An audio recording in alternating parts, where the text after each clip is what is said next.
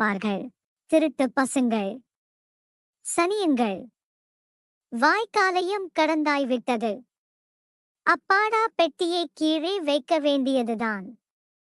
கை என்ன இரும்பா? சீச்சி, இன்னும் கொஞ்ச தூரந்தானே. பெட்டியை கையில் எடுத்துக்கொண்டு நடக்கிறான். ஒவ்வொரு அடியும் எத்தனையோ மைல்கள். அந்த மூலையிலேதான் பாட்டியின் வீடு. எல்லாம் என்ன ஊரே அடங்கி கிடக்கிறது. அதுவும் ஒரு நல்ல காலந்தான். இல்லாவிட்டால் பெட்டி தூக்கிய அவமானம் தெரிந்து போகாதா? அப்பாடா, வந்தாச்சு பாட்டியின் வீடு. உள்ளே சென்று தென்னையில் பெட்டியை வைத்துவிட்டு கதவை தட்டுகிறான். உள்ளே இருந்து அதாரது என்ற குரல். பாட்டி, நான் தான் சாமா என்கிறான். கதவு திறக்கப்படுகிறது. அங்கு பாட்டி நிற்கவில்லை. ஓர் இளம் பெண் மங்கிய குத்துவிளக்கின் வெளிச்சத்தில் சிரித்துக் கொண்டு நிற்கிறாள். சாமாவின் உடல் கூன்று விடுகிறது. பெட்டியை தூக்கிச் சுமந்து கொண்டு அவள் முன்பு கூலிக்காரன் மாதிரி எப்படி போவது?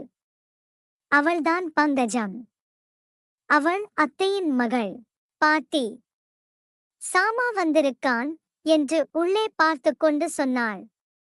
என்னடி சாமாங்கரே? முளைச்சு முனலைக்குத்தலை சாமா.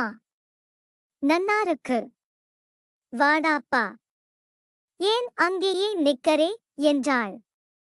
பாட்டியின் வீட்டுக்குள் செல்லும்போது வெட்கமாக இருந்தாலும் உள்ளத்திலே ஒரு காரணமற்ற சந்தோஷம் இருந்தது. என்னடா இன்னும் இருக்கரே?